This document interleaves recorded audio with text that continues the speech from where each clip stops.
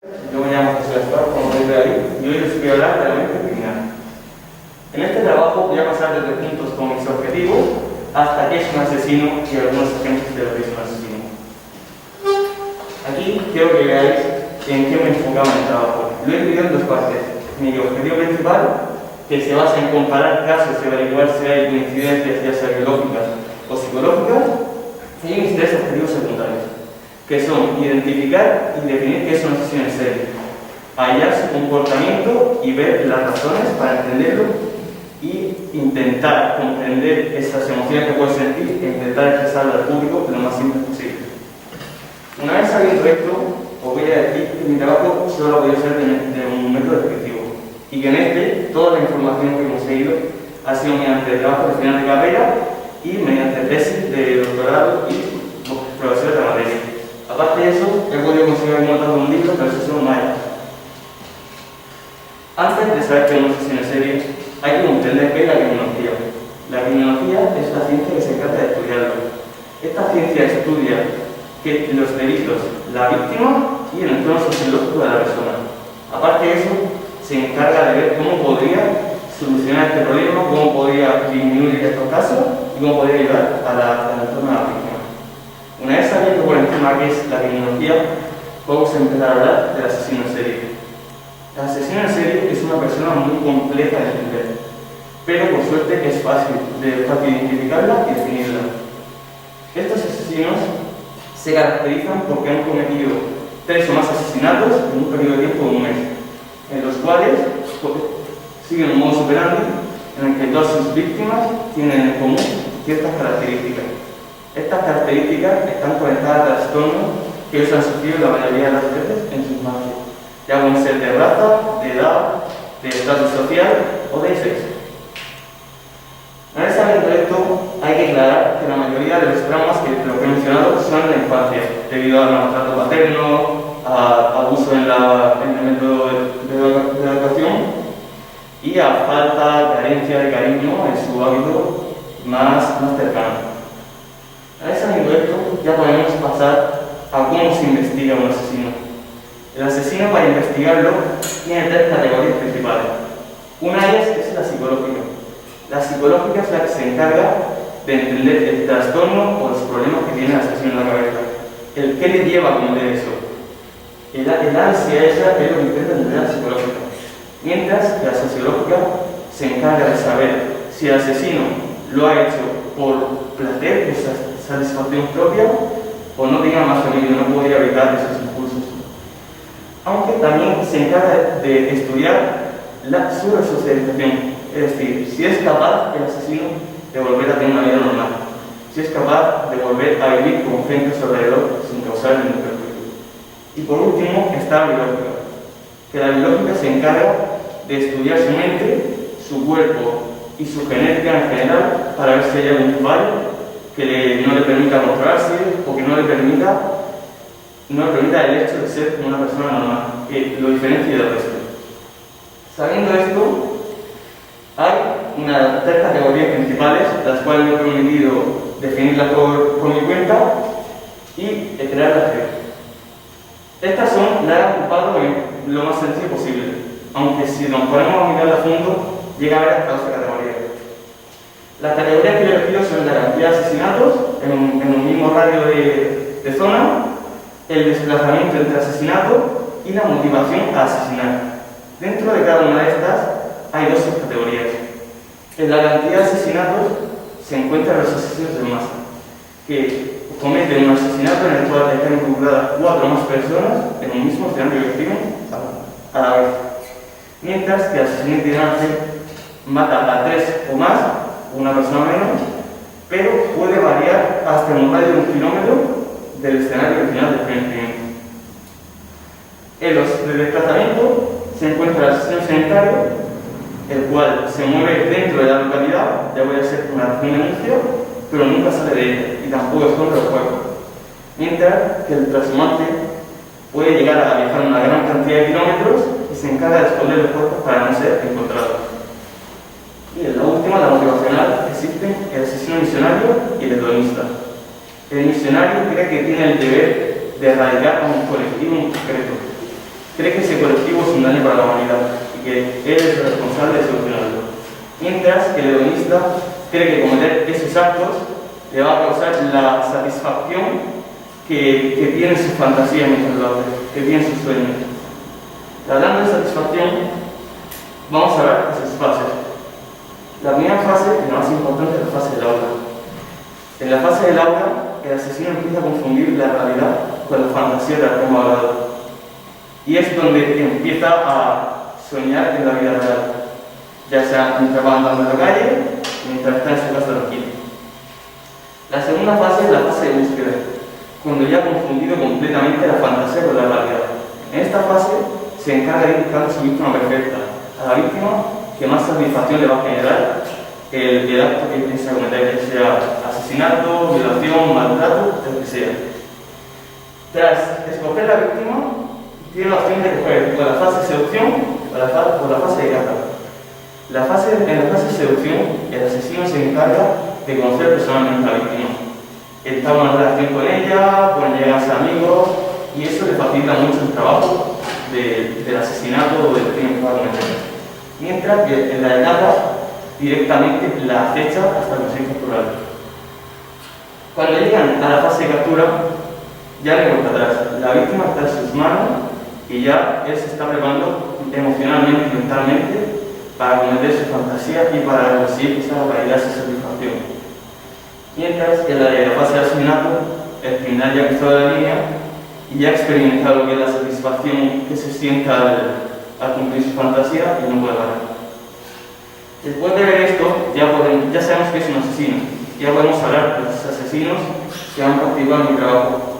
El primero es Ted Bundy. Ted Bundy es uno de los asesinos más conocidos. Este hombre nació el 24 de noviembre de 1929. Es uno de los asesinos más sanguinarios que se ha conocido a lo largo de la historia. Su lugar de nacimiento fue Bloomington, que está situado en Estados Unidos. Como la mayoría de los asesinos, tuvo una infancia muy difícil. Él vivía en casa de sus abuelos, en la cual veía como su abuelo maltrataba constantemente a su abuela, ya sea con insultos o mediante la fuerza. Tras abandonar la casa y estudiar la carrera de psicología, decidió ir más allá, empezó a experimentar lo que es fantasía, empezó a estrangular a sus amantes, empezó a sentir esa adrenalina. Tras probar eso, no hubo vuelta atrás.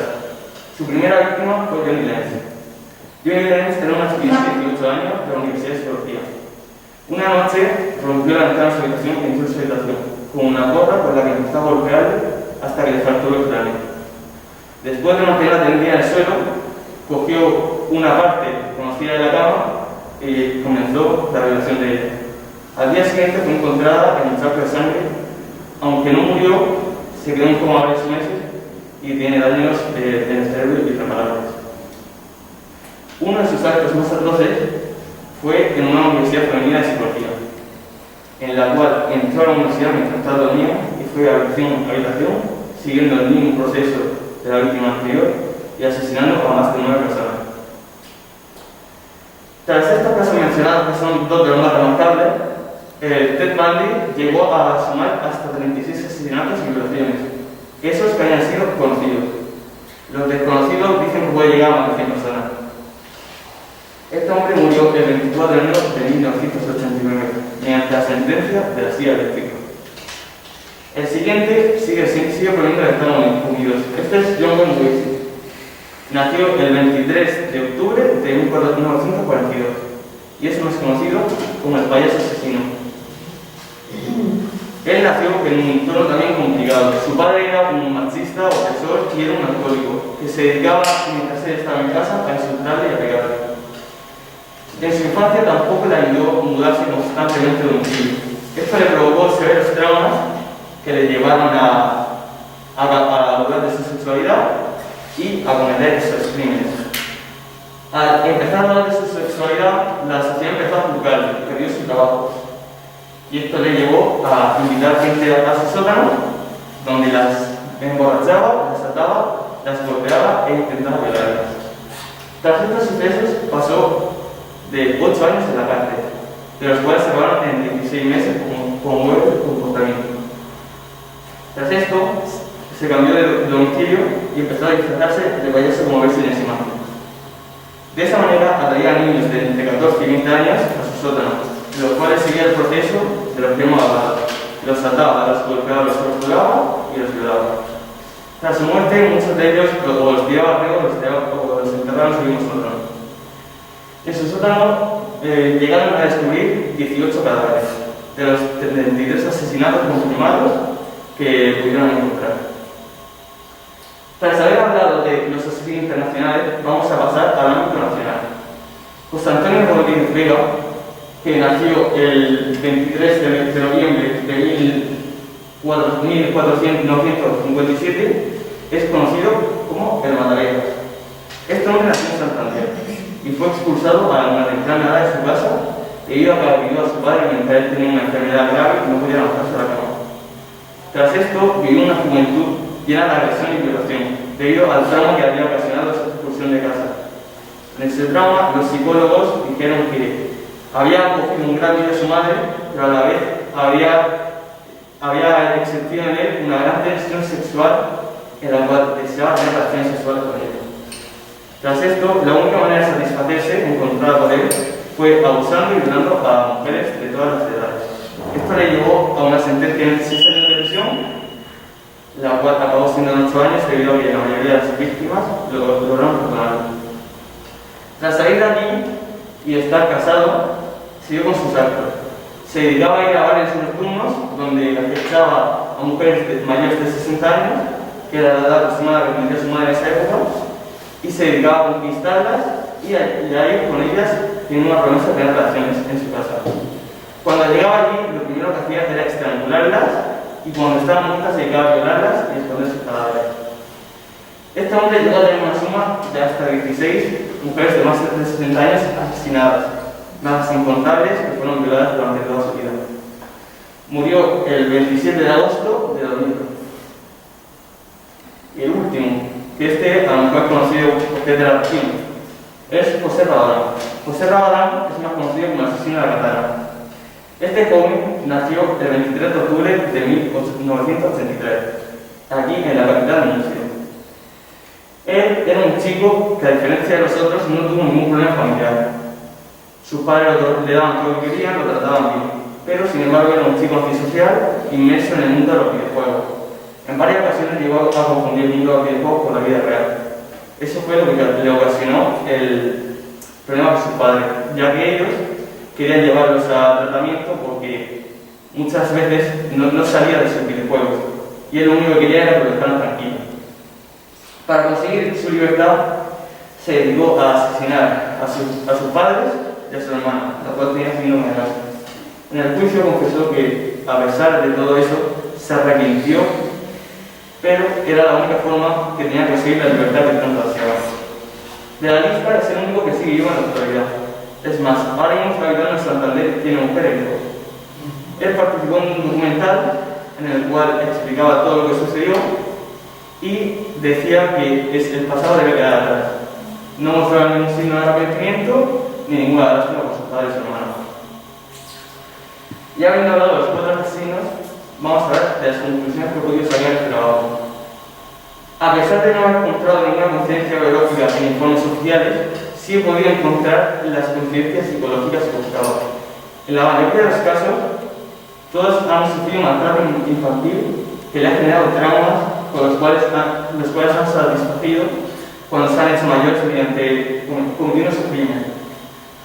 Y aunque no hay que realizar ningún desencadenante biológico para la conducta de nuestro individuo, sí he podido demostrar que esa adrenalina que sigue siendo un componente biológico y esa dopamina que usan en su cuerpo es la que les ha llevado realmente a darle el valor para cometerlo. Por último, vamos a hablar de las limitaciones, las cuales han sido 3 principales. La primera es que los archivos que necesitaba para averiguar esos componentes biológicos son confidenciales. Entonces no he podido llegar a leerlos ni saber nada de ellos. La segunda es que no he podido entrevistar a ninguno por mi propia seguridad y por el tema de la pandemia mundial que estamos sufriendo. Y la última es que no había ninguna manera de que pudiese obtener datos propios de los asesinos, ya que o estaban muertos desde hace varios años antes de mi nacimiento o no estaban dispuestos a hablar. Habiendo hablado de esto, como enseñé en mi bibliografía, la he usado para todo el trabajo y querría pasar a la agradecimiento. Me gustaría agradecer a todos mis compañeros de clase, sobre todo a Ana, que es la que más me ha estado apoyando en el trabajo, y a todo el equipo que ha participado en esto, porque ha sido una experiencia increíble.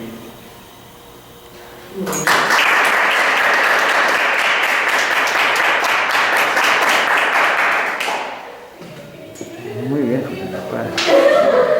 pues el tribunal tiene la palabra. Vaya tarde que llevamos. Pero nos vamos a quedar en la gloria. Bueno. Pues ahora te quería 15:36. mérito, el trabajo muy, como escabroso, podríamos decir, muy dedicado, es un estudio sociológico de algo que no estamos habituados a trabajar, ni siquiera a tratar. Entonces es complejo, es muy complejo, pero yo creo que te ha faltado, si acaso podríamos decir algo, es por qué te has centrado solo en 4 pasos. A que en principio lo que había hablado con Juanjo era eso, pero claro, los 4 casos deberían haber sido más extensos, porque teníamos pensado que podíamos conseguir ese informe, pero al final eso no pudo ser y eso hizo que fuese más corto. Estoy pensando en esos 4, pero más extensos. Claro, esos 4 casos iban a ser de 2 páginas cada uno. Vale, pero es que el objetivo de tu trabajo estaba centrado en ver si había una influencia, digamos, psicológica o de influencia, digamos, del hogar, ¿no? De ese bagaje sociofamiliar, ¿no? Sí, eso es mediante la comparación de una cantidad de casos frente al estudio que se han jugado. Es que, claro, como había a lo largo de la historia tantísimos casos de asesinos con un número de muertes superiores incluso a lo que has elegido, ¿por qué te ha hecho centrarte en esto concretamente? Porque hubiera sido bonito, para entender, haber cogido mucho más y hacer un trabajo táctico, es decir, cuántos tienen, yo qué sé, influencia, digamos, o un determinismo concreto del ambiente sociológico, o familiar, o cuánto le viene de algo biológico. Entonces, lo veo que carece de esa parte científica, porque eso es una especie de aproximación al tema, pero no le veo, como se diría, un trabajo tuyo ahí detrás, de decir, voy a analizar estos casos y voy a ver en qué no. Es que eso es lo que yo no trabajo, ¿vale? Está bien, está completo, has hecho un marco teórico bien, no te lo puedo discutir, pero lo noto escaso en eso y el enfoque puede haber sido muy bonito y enriquecedor, aunque no hubiera tenido acceso a nada, no hubiera tenido necesidad de ir a, es que es muy complicado acceder a informes que suelen ser privados y además secretos. Entonces, estas son limitaciones que has encontrado, pero sí que hay divulgado características básicas que podías haber sacado más y más jugo. El trabajo te prometía más que quizá yo veo que has podido hacer, ¿vale? Es mi opinión. De todas maneras, es un trabajo que te, en fin, no sé cómo decir, pero que has tenido el valor de enfrentarte, porque yo soy terapeuta, un trabajo complejo y te digo, escabroso en ese tema. Pero tú no sé qué hubieras. No sé si. Había pensado también hacerlo en un principio, pero añadir tantos criminales hablando al final más o menos de lo mismo, prefería hablar de cuáles son representativos. Claro, de unos criminales que representasen a cierta edad, a población joven, de mediana edad y de edad adulta, y aparte de eso, he tenido la suerte que había casos de nacionales, regionales e internacionales. He cogido los más característicos y famosos de cada sitio. Sí, no, yo digo, también por donde iba Carolina, yo, de verdad, te digo, meterte en un caso de estos que además es la mente humana, que es tan complejísima, ya la gente normal es compleja, en estos casos es meterte en un mundo que también hay que tener todo, ¿eh? Entonces, pues, pero me pasaba lo mismo, yo no sé hasta qué punto, según tú lo habías planteado, solamente 4 casos, te dan la posibilidad de llegar ya a unas conclusiones, porque se necesitan estudios de maneras enteras y no terminan comprendiendo a estas mentes. Entonces, a lo mejor el objetivo tendría que haber sido un poco más humilde y en ese sentido, pues eso, enfocarlo de otra manera, porque a lo mejor no podía llegar a informes que son médicos y tal, pero a lo mejor sí a lo que se había dicho en el juicio, más a lo que se había dicho a nivel periodístico. felicito porque, claro, estos casos siempre llaman mucho la atención. Y luego, claro, en el caso del primero, del Bunny, me llamaba la atención que sobre todo citabas a un anónimo, claro, ese anónimo es médico, es policía, es enfermero. Licenciado en psicología forense. Claro, entonces yo incluso ahora con tu exposición me han quedado cosas más claras que cuando lo he leído me ha costado más entender. Y entonces yo creo que te ha faltado el poder terminar algo más redondo, porque tú si tenías la posibilidad de hacerlo, ya has demostrado que has tenido valor de presentarte y de salir un par de narices y presentarlo de una forma bastante tranquila, y que a mí ciertas cosas me quedan más claras. Entonces por ahí te lo agradezco, porque hay cosas que en el trabajo me las tenía que preparar. Pero te lo agradezco. Solamente saber. Bueno, yo lo decirte es que qué pena que no te hayas puesto a hacer más cosas. Yo creo que, por ejemplo, sería bueno para la gente que no hay trabajo que dijera que Ted Bundy, el gran trauma que tuvo fue que descubrió que era hijo de su madre, no su hermano, y de ahí le viene toda la historia. Que eso también es representativo, igual que has dicho que el Mataviejas era porque tenía una obsesión con su madre y emparejaba a la hubiera estado bien que hubiera dicho también eso. De todos modos, yo no estoy de acuerdo en que estos sean asesinos en serie. Yo creo que Ramadán no es un asesino en serie, es una persona que ha tenido, por la propia definición que tú has dicho de asesino en serie, es una persona que mata a 3 o más personas en el largo de un mes, en franjas distintas, no al mismo tiempo. Entonces yo creo que ese yo, bajo mi punto de vista, no tiene nada que ver con un asesino en serie. Entonces yo creo que si tuvieras centrado, por ejemplo, debido a la pandemia, a las limitaciones que tiene este tipo de trabajo, que a mí el tema me encanta, podría ser enfocado de otra manera. Por ejemplo, ha perdido el caso de la diferenciación de asesino hedonista y misionario. Dentro de los misionarios, ese campo es buenísimo. Imagínate todos los atentados que hay por motivos religiosos.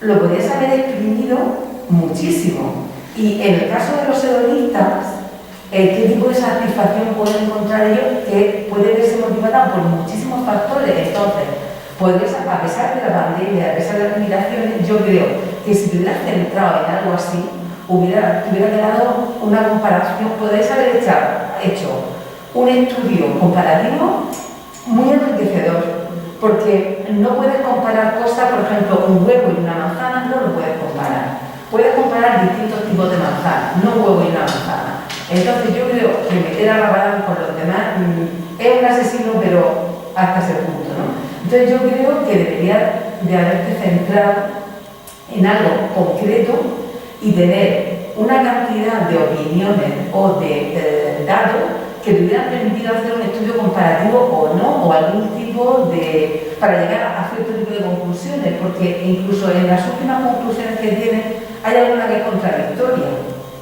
Entonces yo creo que ese ha sido el error. Desde luego es un trabajo, es un tema bastante escabroso, hay que tener estómago porque para tú decir esto has tenido que estar leyéndote infinidad de cosas anteriormente y hay que tener estómago para estar haciéndolo. Pero creo que ha sido una pena que no hayas tenido un propósito más firme desde el principio y que hubieras sido mucho más enriquecedor, creo. Pero de todos modos, gracias.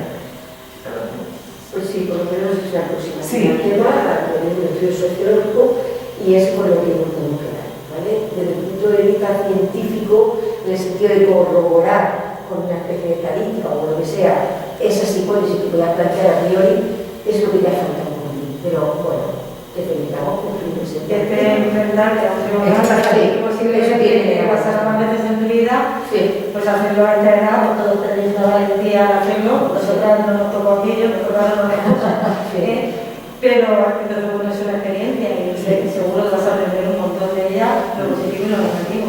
Entonces, a todos muchísimas gracias. Muchas gracias.